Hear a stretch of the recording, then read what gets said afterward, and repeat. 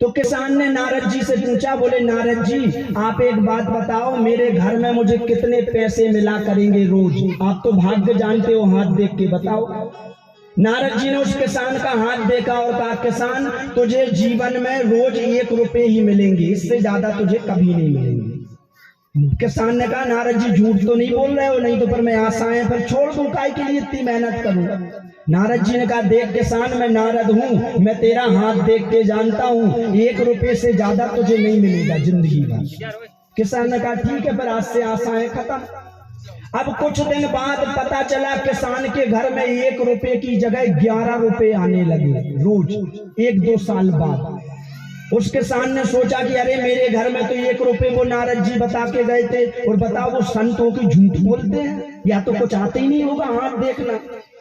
झूठ बता के चले गए, कह रहे थे 1 रुपए मेरे भाग्य में और आज 11 रुपए आने लगे। नारद जी बड़ा झूठ बोलते हैं। एक दिन नारद जी जा रहे थे तो उसने बीड़ा पकड़ ली नारद जी की, बोले पाखंडी तुम जा कहाँ रहे हो? नारद जी ने कहा, भैया पाखंडी क्यों बोल रहे? बोले इसलिए बोल रहे 1 रुपए कहा था, 11 रुपए आने लगे मेरे जीवन में। नारद जी को बड़ा गुस्सा आया, बताओ मेरी विद्या भी फेल हो गई। तुरंत भगवान के पास गए नारद जी, भगवान आपने अपनी भक्ति में मुझे आज तक क्या सिखाया? मैंने एक किसान का हाथ देख के कहा था कि 1 रुपए आएंगे, लेकिन इसके यहाँ तो 11 आने लगे, आपने मुझे गलत सिखाया है। तब भगवान ने नारद जी से कहा, नारद जी मैंने आपको गलत नहीं सिखाया, आपकी विद्या बिल्कुल सही है, उसके भाग्य में 1 रुपए ही है, तो फिर ये 11 क्यों आ रहे हैं? भगवान ने कहा जो उसके पास 1 रुपए आ रहे हैं वो उसके भाग्य से आ रहे हैं, और 1 साल पहले उसकी बेटी जन्मी है जो 10 रुपए और आ रहे हैं, उसकी बेटी के भाग्य से उसके पास आ रहे हैं, इसलिए 11 रुपए आ रहे हैं उसके भाग्य में। है तो उसके भाग्य में 1 रुपए ही, लेकिन उसकी बेटी 1 साल पहले जन्मी है, वो अपना भाग्य लेकर आई है, और उसके भाग्य से वो 11 रुपए उसके पास आ रहे हैं। कई लोग कहते हैं ना गुरुजी बेटी की शादी करो तो बड़ा खर्चा होता है, लोग बेटा चाहते हैं। कई लोगों को मैंने देखा वो तो पेट में ही बेटियों को मार देते हैं, मार देते कि नहीं कि बेटियां ना हो, बल्कि शास्त्र कहते हैं जो सनातनी है उसको पता है कि बेटी ही, क्योंकि बेटा 1 कुल को तारता है और बेटी 2-2 कुलों को तारती है कि नहीं? पहले रहती है तो अपने माता पिता की सेवा करती है, उस कुल को तारती है, और जब विवाह हो जाता है तो दूसरे कुल को तारती है। बेटा 1 कुल को तारता है और बेटी 2-2 कुल को तार दिया करती है, तार देती के नहीं? हाँ, तो दूसरा बताया, अगर स्वर्ग चाहते हो तो जीवन में एक बार कन्यादान जरूर करके जाना, एक ना एक बार कन्या को जरूर जन्म देना। दूसरा बताया कन्यादान। तीसरा बताया अगर कल्याण चाहते हो तो जीवन में आप एक ना एक बार कथा जरूर सुन के जाना। माता जी चाहे भागवत की कथा सुनो, चाहे रामायण सुनो, जो भी कथा सुनो, लेकिन जीवन में शास्त्रों में लिखा है जब उस बैतरणी नदी में गौ माता की पूंछ पकड़ते हम निकलते हैं तो वहां एक भगवान का विमान आता है और वो विमान भी हमें उस बैतरणी नदी से पार कराता है। तीसरा बताया बोले भगवान की कथा सुनो, और चौथा बताया हरि भजन करो। आप जीवन में अपना कल्याण चाहते हो तो चौथा काम हरि का भजन करके जाना। जन्म जन्म मुनि जतन कराही, अंत राम कही आवत नाही। हमेशा ये भजन इसलिए कराया जाता है कि जन्म जन्म जतन करो, लेकिन मरने से पहले एक बार राम का नाम जरूर ले लेना। रावण ने भी एक बार राम का नाम लिया था तो कल्याण हो गया था, आपका भी कल्याण हो जाएगा अगर नाम ले लोगे तो। राधे राधे बोलना पड़ेगा, राधे राधे जोर से बोलना पड़ेगा, राधे राधे। इसलिए हम भी आज कथा में प्रवेश करें उससे पहले भगवान का जरा कीर्तन कर लेते हैं। पर आज हम वामन भगवान की कथा में प्रवेश करेंगे। सुंदर भगवान का भजन करते हुए, ताली बजाते हुए आप सभी कीर्तन करेंगे। हरि सुंदर नंद मुकुंद। श्री राधे श्री राधे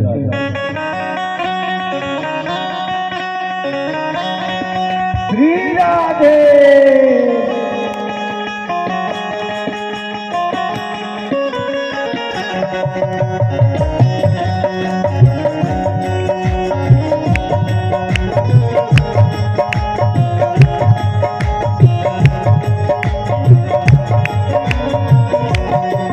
हरि सुंदर नंद मुकुंद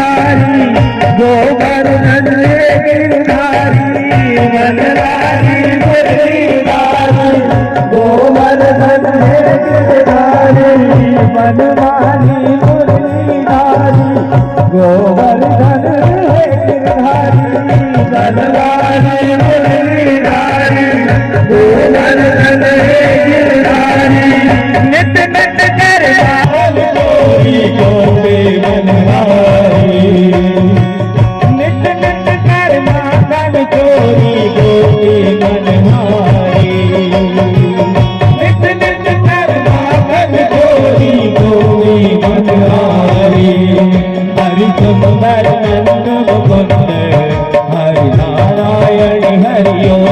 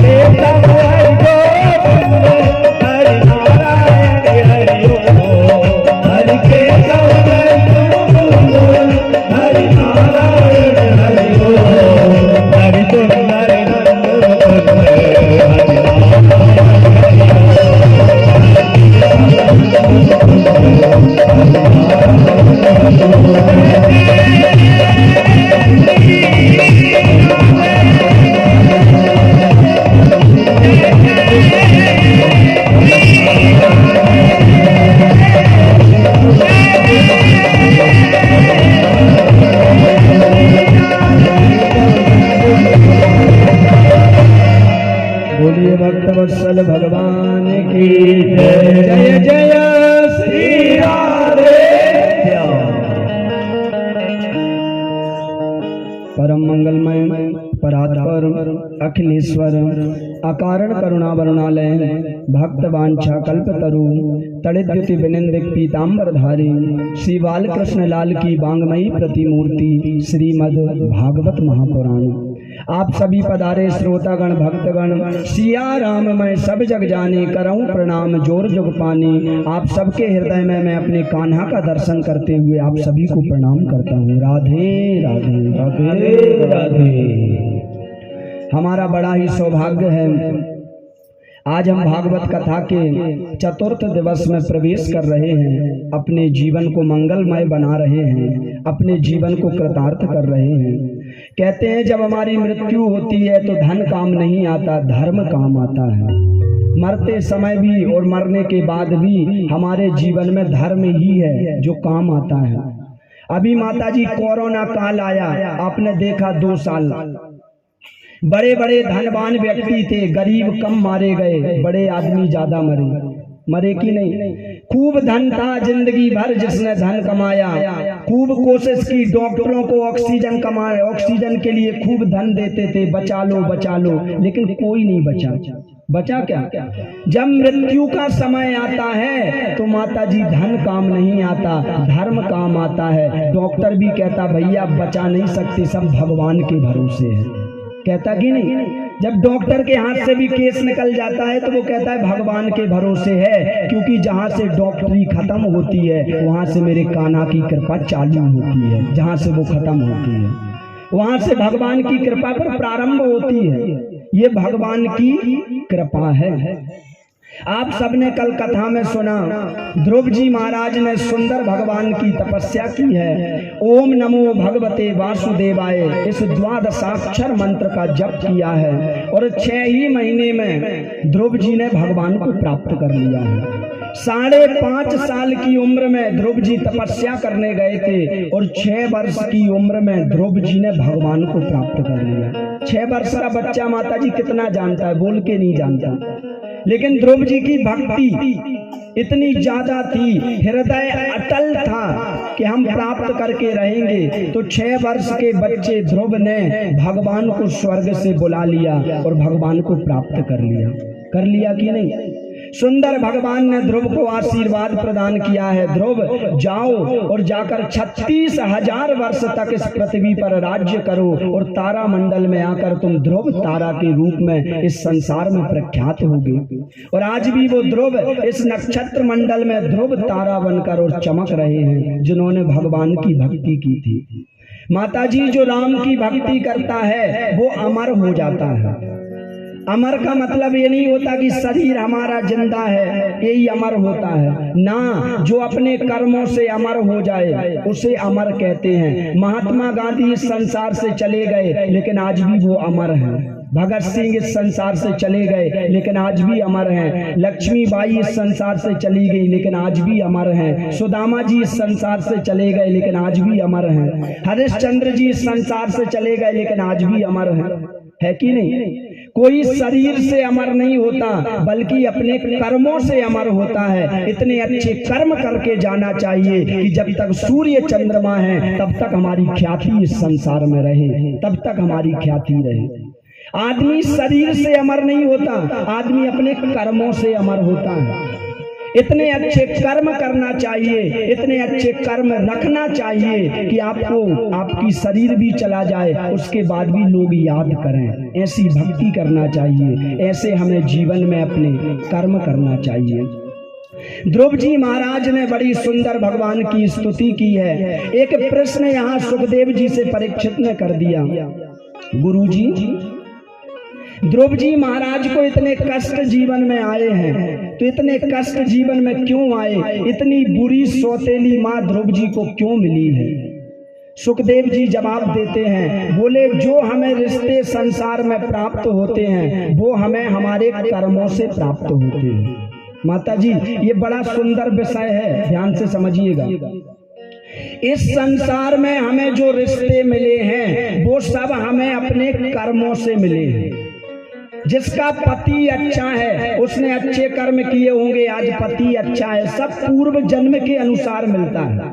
कहते हैं ना 6 चीजें परमात्मा के हाथ में हैं, हानि लाभ जीवन मरण जस अपजस विधि हाथ। कब आपका जन्म होगा, कब आपका मरण होगा, कैसी पत्नी मिलेगी, कैसा पति मिलेगा, कैसा बेटा कैसी बेटी, ये सब भगवान के हाथ में होता है माता जी, हमारे हाथ में नहीं होता। और जो आज अगर हमें अच्छा पति मिला है तो वो भी हमारे कर्मों से मिला है, और आज हमें बुरा पति मिला है तो वो भी हमारे कर्मों से मिला है। हमने पूर्व जन्म में किसी के साथ अच्छा किया होगा तो वो हमारा बेटा बन के आया और इस जन्म में सेवा कर रहा है। हमने किसी के साथ पूर्व जन्म में गलत किया होगा तो वो भी हमारा बेटा बन के आया और अपना कर्जा चुका रहा है डंडे मार के। यानी जैसे हमने पूर्व जन्म में कर्म किए थे, कोऊ न काऊ सुख दुख कर दाता, निज कृत कर्म भोग सब भ्राता। कोई किसी को सुख दुख नहीं देता, सब अपने कर्मों का फल भोगते हैं। हमने पूर्व जन्म में ऐसे काम किए होंगे, आज जो अच्छा मिला है तो वो भी हमारे कर्मों से मिला है, और जो आज हमें खराब मिला है वो भी माता जी हमारे ही कर्मों से मिला है। एक बेटे को आपने देखा होगा, वो पैदा होता है और पैदा होते ही बीमार होता है। ध्यान से समझना, पैदा होते ही बीमार हुआ, इसने अपने माता पिता से अच्छी सेवा करवाई, 1-2 साल तक पूरा घर मिटा दिया, इतने पैसे माता पिता के लगवाए, उसके बाद खूब अपनी सेवा करवाई माता पिता से, और 2 वर्ष का बालक हुआ और बालक मर गया, मृत्यु हो गई उसकी। अब तुम सोचोगे कि ये बालक मर गया, तो ये बालक नहीं मरा है, तुमने पूर्व जन्म में किसी का कर्जा खाया होगा, तो वो तुम्हारा कर्जा चुकाने आया था, तुमसे सेवा करवा ली, तुम्हारी पैसे की हानि करवा दी, ब्याज के साथ उसने अपना कर्जा ले लिया और भगवान के पास फिर चला गया। समझ में आ रहा कि नहीं? जो पूर्व जन्म में कर्म करोगे वही इस जन्म में तुम्हें प्राप्त होंगे। मेरे गुरुजी एक कथा सुनाते थे, कहते हैं कोई एक राजा था, वो राजा लोगों को पैसे देता था उधार, और लोगों से कहता था इस जन्म में चुकाओगे कि अगले जन्म में।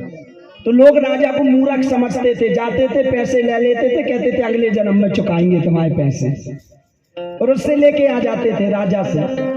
एक बार एक चोर चोरी करने आया, तो उस राजा के यहाँ कुछ भैंसें थी, उन भैंसों के यहाँ छुप के चोरी करने वाला था, रात का इंतजार कर रहा था, छुप गया भैंसों के पास। तो वो भैंसें आपस में बातें कर रही थी। बताओ ये राजा कितना मूर्ख है, कह रहा है अगले जन्म में कर्जा चुकाओगे, कि इसमें लोग इसको मूर्ख बनाते हैं।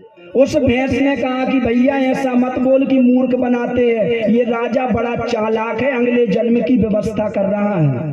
अच्छा, बोले हाँ, जो तू मुझे भैंस देख रहा है ना, मैंने पिछले जन्म में इंसान था और मैंने इसी राजा से कर्जा लिया था, जो मैं भैंस हूँ, और मैंने कहा था, मैंने भी चालाकी की थी, और मैंने कहा था कि तेरा कर्जा अगले जन्म में चुकाऊंगा, तो अगले जन्म में भगवान ने भैंस बनाया है, दूध दे दे के कर्जा चुका रहा हूँ इस राजा का। मैंने भी पैसे लिए थे इससे और अगले जन्म में चुका रहा हूं। कहने का तात्पर्य है, हमें जो इस जन्म में मिल रहा है वो हमारे कर्मों से मिल रहा है, चाहे अच्छा मिल रहा हो माता जी या बुरा मिल रहा हो। कई बेटों को आपने देखा होगा, माता पिता खूब अच्छे संस्कार देते हैं, फिर भी बच्चा बुढ़ापे में सेवा नहीं करता। देखा कि नहीं आपने? खूब संस्कार देते बेचारे माता पिता सीधे हैं, फिर भी बच्चा सेवा नहीं करता। और एक माता पिता वो हैं जो बच्चों को बिल्कुल संस्कार नहीं देते, फिर भी वो बुढ़ापे में सेवा कर देता उन माता पिता की। कर देता कि नहीं? हाँ, क्योंकि उस बेटे के साथ अच्छा किया था पूर्व जन्म में, कभी कर्जा चुकाने आया था। अभी चित्रकेतु की कथा सुनोगे, आगे आई है भागवत में। 5 साल के लिए बेटा हुआ था, उसने कर्जा चुकाया और वो चला गया था। कहते हैं एक गांव में एक गुरुजी आए थे माता जी, अब और अच्छे से समझ में आएगा आपको। कहते हैं किसी गांव में एक गुरुजी आए थे, वो गुरुजी लोगों का हाथ देखा करते थे, लोगों का मस्तिष्क देख के बता देते थे कि तुम्हारे साथ क्या होगा। एक बार एक गुरुजी, उन्हीं गुरुजी के पास एक स्त्री आई, उस स्त्री का पति उसे मारा करता था माता जी, रोज परेशान करता था, मारता था उसको। वो स्त्री आई गुरुजी के पास, गुरुजी मेरा पति मुझे बहुत मारता है, कोई उपाय बताओ। गुरुजी ने कहा अच्छा बेटी, पति मारता है? बोले हाँ। खाने को देता है? उसने कहा हाँ मारता तो है लेकिन खाने पीने को नहीं रोकता, खाने तो देता है। ठीक है जाओ। गुरुजी ने उस स्त्री को भेज दिया वापस। उसने सोचा गुरुजी ने कोई उपाय कर दिया होगा। अब जब वो स्त्री घर लौट के आई तो आज पति ने और ज्यादा मारा कि दिन भर से गई कहाँ थी तू रात में। अब जब फिर पति ने मारा तो उसने कहा लगता है गुरुजी भूल गए, मैंने बताया भी था फिर भी उपाय नहीं किया है। दूसरे दिन गुरुजी के पास गई, गुरुजी मैं कल आपके पास आई थी, भूल गए क्या? अच्छा अच्छा हाँ आई थी, भूला तो नहीं हूँ, तो बताया था मेरा पति मुझे मारता, क्या करूं? गुरुजी ने फिर कहा खाने को देता है? इसने कहा हाँ खाने को तो देता है। बोले जाओ। फिर उसको भेज दिया। इसने सोचा अब उपाय कर दिया होगा गुरुजी ने। अब जब घर आई लौट के तो आज तो पति ने और ही ज्यादा मारा। बोले जब तुझे कल मना किया था कि मत जाना, आज फिर क्यों गई? और मारा। और जब फिर आज पति ने परेशान किया तो अब तो इसको गुस्सा आ गया। अब कल गुरुजी से आ रहे पार। 3 दिन से गुरुजी से बता रही हूँ कि गुरुजी पति मारता मारता, उपाय नहीं कर सकते तो बता दो कि नहीं कर पाएंगे। पूछ लेते खाना देता कि नहीं, आज तो लड़के ही आऊंगी। गई गुरुजी के पास, गुरुजी सब काम छोड़ो पहले मुझे देखो सामने। ये शकल याद आ रही है? हाँ 2 दिन से आ रही हो, तुम दिख तो रही शकल, तो पर मेरा काम क्यों नहीं करते? मैं जब कह रही हूँ कि 3 दिन से मेरा पति मुझे मारता है। गुरुजी ने फिर वही कहा खाने को देता है।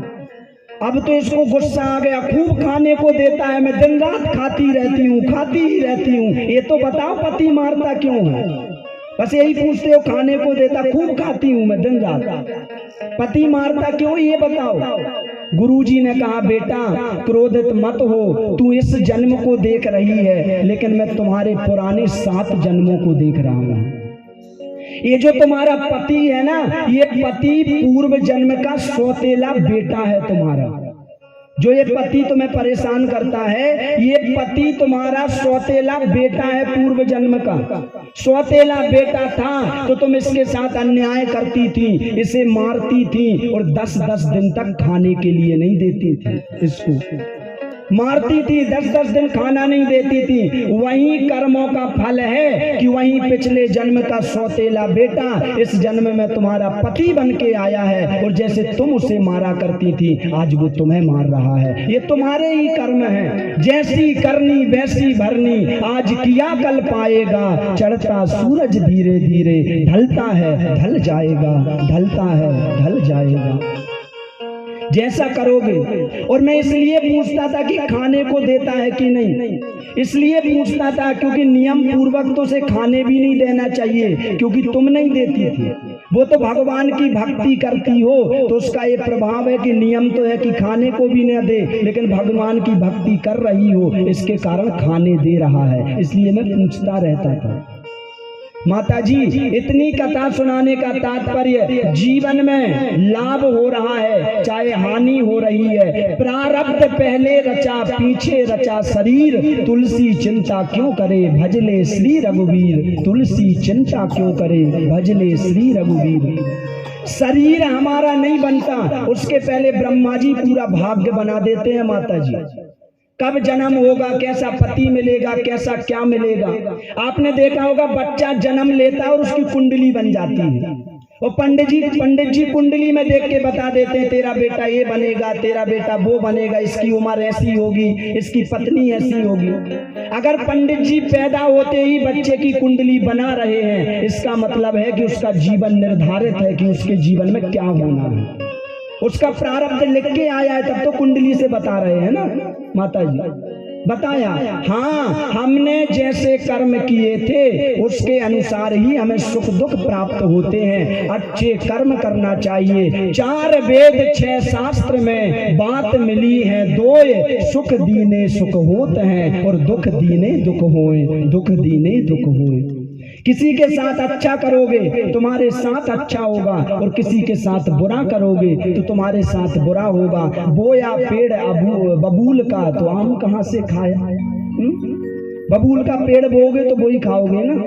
एक संत जी मेरे सपने में आए, बोले विपिन इस देश में क्या हो रहा है। एक दिन मैं सपना देख रहा था, मैंने कहा संत जी पूरा देश रो रहा है, उन्होंने कहा क्यों रो रहा है? मैंने कहा उनसे, मैंने कहा खाना चाहता है आम और बबूल बो रहा है, इसलिए पूरा देश रो रहा है। खाना आम चाहते हैं और बबूल बो रहे हैं। चाहते हैं जीवन में सब अच्छा हो और कांटे के पेड़ लगा रहे हैं।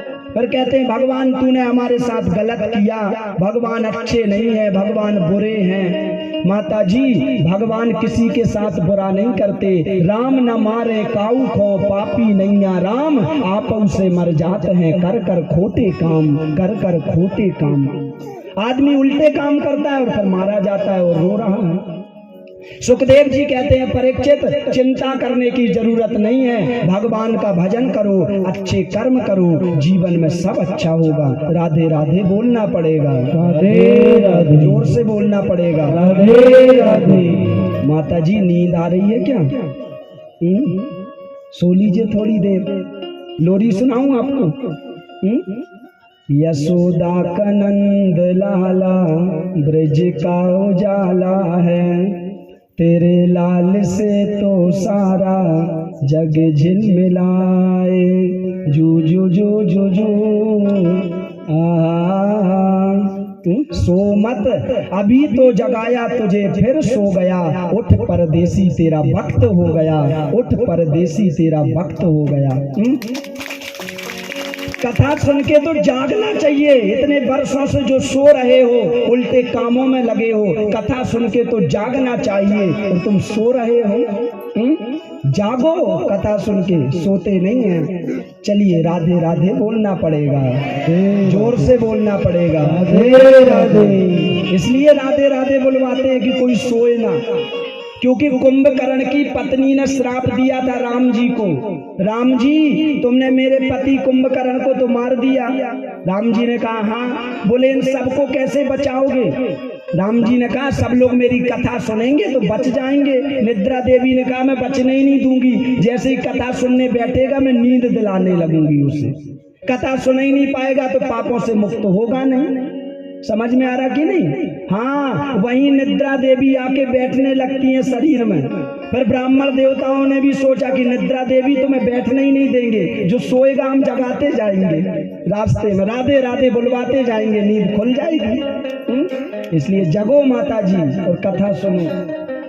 सुखदेव जी ने सुंदर परीक्षित को ज्ञान दिया है और आगे ध्रुव चरित्र में ध्रुव जी का वंश सुनाते हैं। कहते इन्हीं के वंश में आगे एक राजा हुए हैं जिनका नाम प्राचीन बरही था। ये प्राचीन बरही राजा की एक बार नारद जी से भेंट हुई है। प्राचीन बरही राजा यज्ञ किया करते थे माता जी। इन्होंने अपने जीवन में 100 यज्ञ की थी। हम लोग एक यज्ञ नहीं कर पाते, प्राचीन बरही राजा ने 100 यज्ञ की थी। लेकिन ये यज्ञ में एक गलती करते थे। ये राजा जब ये यज्ञ करते थे तो यज्ञ में पशुओं की बलि दिया करते थे। भागवत में कई लोग बलि देते हैं ना, माता जी देती तो नहीं हो बलि, शादी ब्याह होता तो बलि देते हैं। उसमें वर्णन आया इसमें भागवत के 4थे स्कंद की कथा चल रही है। आपको ऐसा ना लगे कि गुरुजी मन से सुना रहे, देख लेना भागवत में ये 4थे स्कंद की कथा चल रही है भागवत के। प्राचीन बरही राजा बलि देता था। नारद जी आए राजा के पास, राजा क्या कर रहे हो? राजा ने कहा नारद जी दिख नहीं रहा, यज्ञ कर रहा हूँ। नारद जी ने कहा यज्ञ कर रहे हो कि पाप कर रहे हो? क्या पाप कर रहा हूँ? ये पशुओं की बलि क्यों देते हो? अरे लिखा तो है शास्त्रों में कि बलि देना चाहिए तो हम देते हैं। तुरंत कहा नारद जी ने, बोले राजन यज्ञ तो कर रहे हो लेकिन एक बार जरा आसमान की तरफ देखो। जैसे ही प्राचीन बरही ने आसमान की तरफ देखा तो ना जाने कितने जीव जंतु तलवार लेकर खड़े थे आसमान में। राजा डर गया, गुरुजी ये इतने सारे जानवर, इतने बकरे मुर्गे, ये सब तलवार लेकर क्यों खड़े हैं? नारद जी ने कहा बेटा ये जो बरगे बकरे और ये मुर्गे हैं जो तलवार लेकर खड़े हैं, ये कोई और नहीं, ये वही है जिसकी बलि तुमने दी है। और तुमने जैसे इनको यहाँ पे मारा है तो ये तलवार लेके खड़े हैं कि बेटा खूब यज्ञ कर ले और मरने के बाद एक बार नरक में आ, पर वहां हम तुझे मारेंगे जैसे तूने हमें मारा है वैसे हम मारेंगे। माता जी आजकल हमें जागरूक होने की जरूरत है, लोगों को ज्ञान नहीं है, इसलिए मैं हर कथा में सुनाया करता हूँ। कभी किसी शास्त्र में नहीं लिखा है कि किसी निर्जीव को मारा जाए, किसी जीव को आप मारो, कहीं नहीं लिखा। जो मूक जानवर है, जो बोल नहीं पाते, अपनी खुशी के लिए, खाने के लिए लोग उनको मार देते और बलि दे देते। ऊपर से कहेंगे हमारी माता जी तो बलि मांगती हैं, हमारी माँ तो तभी खुश होती है जब बलि मिले। अच्छा बताओ, आपको खुश करने के लिए कोई आपके बेटे को काट के चढ़ा दे तो आप खुश हो जाओगी क्या? भाई भगवान ने जैसे आपको बनाया है तो उन जीव जंतुओं को भी भगवान ने बनाया है। जैसे तुम भगवान के बेटे हो तो वो जीव जंतु भी भगवान के ही बेटे हैं। उस माँ के बेटे तो वो बकरे भी हैं। अब तुमने सोचा कि उनको काटा और काट के माता जी को चढ़ा दिया। ये तो वही बात हो गई कि तुम्हें खुश करने के लिए कोई तुम्हारे बेटे की बलि चढ़ा दे तुम्हें, तो कहे माता जी खुश हो जाओ, बलि चढ़ा दी। खुश हो जाओगे क्या माता जी? जब तुम माँ अपने बेटे की बलि से खुश नहीं हो सकती तो वो जगत जननी माता कहाँ से बलि से खुश हो जाएगी? वो तो हमारी परंपराएं, जो गलत परंपराएं चल रही हैं, उन्हें जीवन में बदलना चाहिए। भगवान ने इंद्र की पूजा बंद करवा के और गोवर्धन की पूजा करवाई थी कि नहीं? और नंद बाबा से कहा था, नंद बाबा ने कहा हमारे बाप दादा से परंपरा आ रही है, इंद्र की पूजा करेंगे। तब कहा था कि बाप दादा से जो चल रहा है वो अलग है, लेकिन सच्चा तो यही है कि वो गलत मार्ग है। आकर यहाँ गोवर्धन की पूजा करो, सही रास्ते का निर्माण करो। वो लोग गड्ढे में गिरे थे तो हम भी गिरेंगे क्या? किसी ने कहा हमारे बाप दादे कुएं में कूदे थे तो हम भी कूद जाएंगे क्या जाके? ना, जो गलत है माता जी वो गलत है। कहीं पे भी बलि का वर्णन नहीं लिखा है, कहीं भी शास्त्रों में। किसी को उठा लो, मैंने तो बड़ा अध्ययन किया, खूब गुरुजनों से पूछा, कहीं तो लिखा होगा, लेकिन कहीं शास्त्रों में बलि का वर्णन नहीं आया है कि बलि किसी जानवर की दी जाती है, किसी जानवर को मारा जाता है, कहीं नहीं। और मैं कहता हूं माता जी के ठीक है, भगवान को बलि पसंद है और भगवान को बलि देना भी चाहिए, अच्छी बात है। लेकिन बलि देना चाहिए जैसे रावण देता था। जैसे किसी को लगता हो कि बलि देना चाहिए तो मैं आपको अच्छा उपाय भी बताता हूँ, पर बकरों की बलि मत दो। अगर बलि देना ही है तो ऐसी बलि दो जैसे रावण देता था। रावण तपस्या करता था, ब्रह्मा जी खुश नहीं होते थे तो रावण तलवार उठाता था, अपना सर काटता था और ब्रह्मा जी को चढ़ा देता था। जब बलि देना ही है तो जानवरों से अच्छा अपने सर की काट के दो, देवी जल्दी खुश हो जाएगी। उनको बेचारों को क्यों काट रहे हो, जो बोल नहीं सकते, जो मूक हैं? अगर देना तो सबसे बड़ी बलि रावण से सीखो ना। रावण तो खुद का सर काटता था, तुम खुद का नहीं काट सकते तो अपने बेटे का काट के चढ़ा दो, तो उसमें हाथ कांपने लगेगा। गुरुजी ऐसा गंदा मत बोलो, मेरे बेटे को मारूंगा, आज तक हाथ नहीं लगाया मैंने। और जिस बकरों को मार रहे हो, जिस मुर्गों के बच्चों को मार रहे हो, वो भी तो उनके बेटे ही हैं।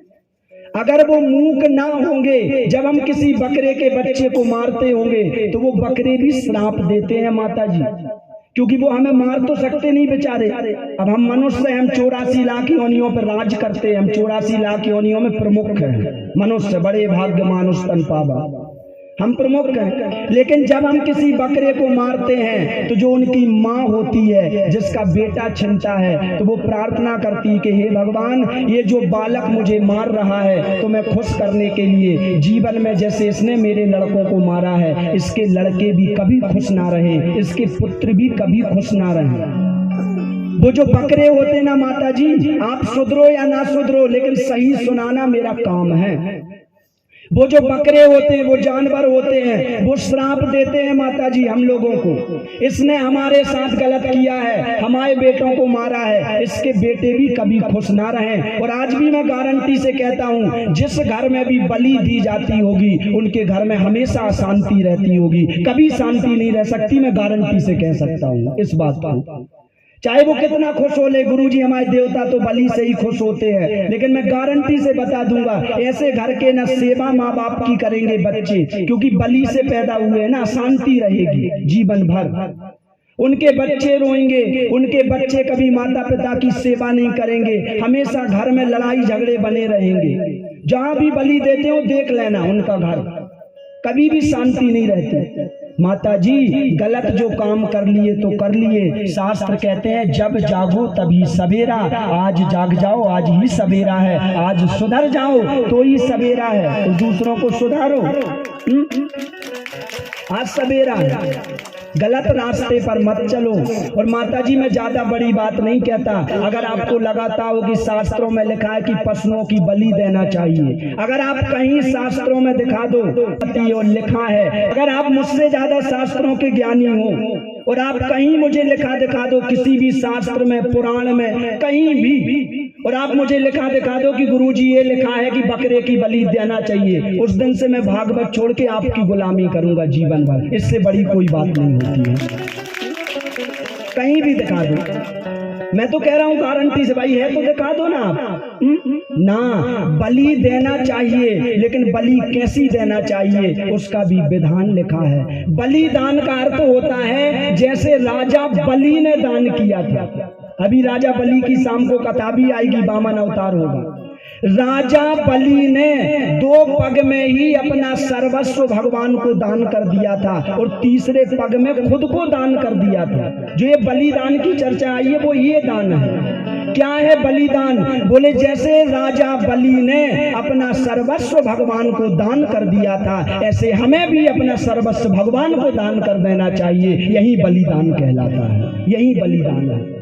और हम उसका मतलब नहीं समझते। पहले के जो बुजुर्ग रहते थे, पहले अन्न कम था, जानवर ज्यादा थे तो काट काट के खाते थे। पहले अन्न होता नहीं था माता जी, इतनी सिंचाई नहीं थी, इतनी जमीन नहीं थी। हमारे बुजुर्गों ने खोद खोद के जमीन बनाई है। पहले तो जंगल थे कि नहीं भैया? अभी 100 साल पहले तक पहले अन्न होता नहीं था तो जानवरों को खाते थे। अब जब अन्न पर्याप्त हो गया तो फिर क्यों जानवरों को खाना?